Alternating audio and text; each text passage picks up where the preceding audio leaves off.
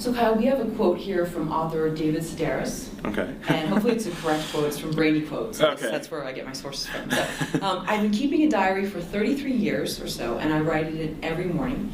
Most of it's just whining, but every so often there will be something I can use later. A joke, a description, a quote. It's an invaluable aid when it comes to winning arguments, and such as, like, that's not what you said on February 3rd, 1996, something like that. So you've mentioned in many interviews that you've been a big David Sedaris fan, and of course C.O.G. is based on a chapter, right, from one of his books.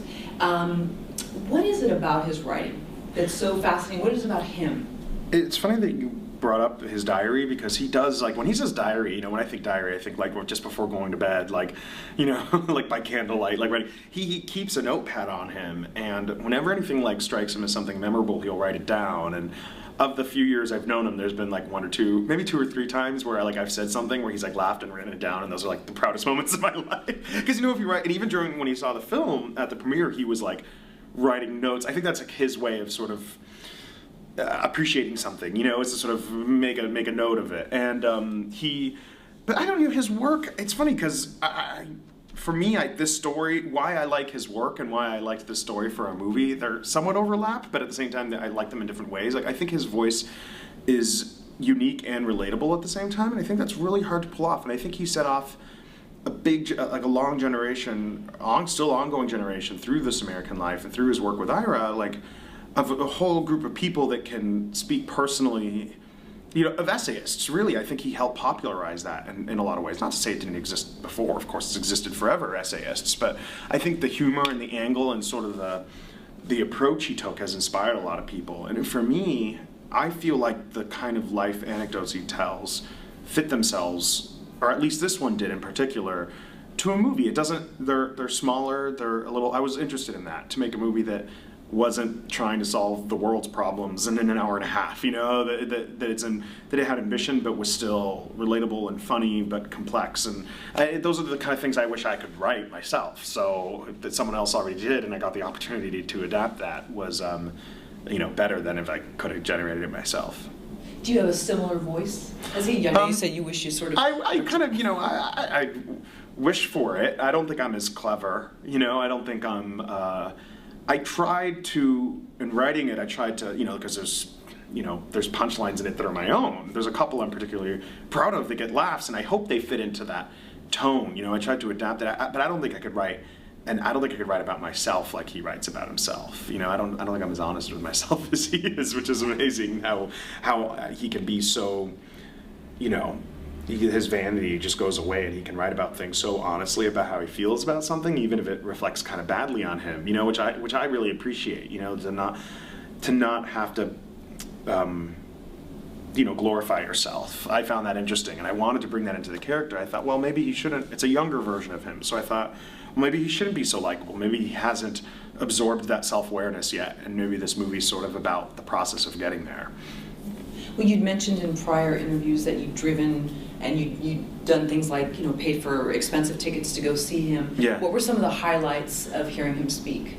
For me, it was, I first saw him, I was in college, and I drove a few hours to Orlando to see him speak, and that was the first time I'd seen him speak. And there's something, he's one of the rare people that I would encourage people to almost listen to the audiobook. Is almost sometimes even better than his written word, because his voice and his inflection, there's something so unique about it. And there's also there's rarely any other writer in the world that you can go see and sit in a sold-out theater of thousands to watch read. That doesn't really exist. I mean, it does for bands and musicians and even filmmakers to a certain extent, but not really writers. So there's something about the communal aspect of going to see him read and the humor he brings to it. And his shows are usually half him reading his material, and he'll try out new material.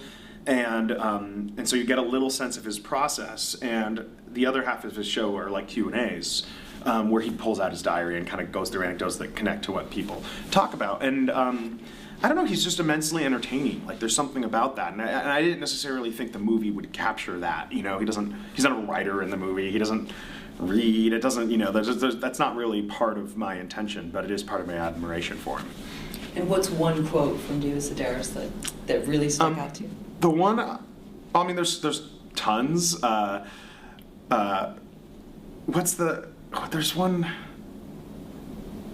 there's something about syphilis. It's really funny, and I can't remember it. I can't believe I'm forgetting it. It's the one I always quote. But the one thing I did love that I thought about a lot when I approached him and wanted to make this into a movie, he talked about, in an article he wrote about the movie that was supposed to get made out of Me Talk Pretty one day, back around 99 or 2000, that he eventually decided against doing. And it was, Wayne Wang was going to direct it, and there's a written script for it, and I've even read it. It was kind of surreal and strange. I mean, so different than my movie ever was.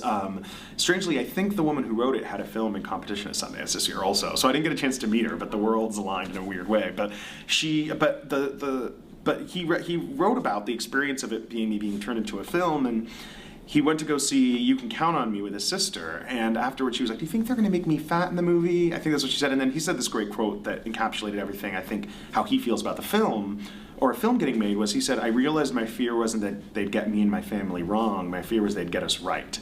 And I think there was something so sincere about that. I think so many people would like jump at the opportunity to like have their life made into a movie, you know? I mean, you meet people every day who are like, my life story would be so interesting. And what I really respected about him was that he was sort of like, no, it's not, what am I gonna get from that? What am I gonna put my family through on that? And my approach to him was one to really respect that ideal, which is, I want to take this specific story. You know, I didn't want to make a David Sedaris movie necessarily. I wanted to take, of course, that was part of the appeal because I admire him so much, but it was this story, you know, I felt it stood on its own.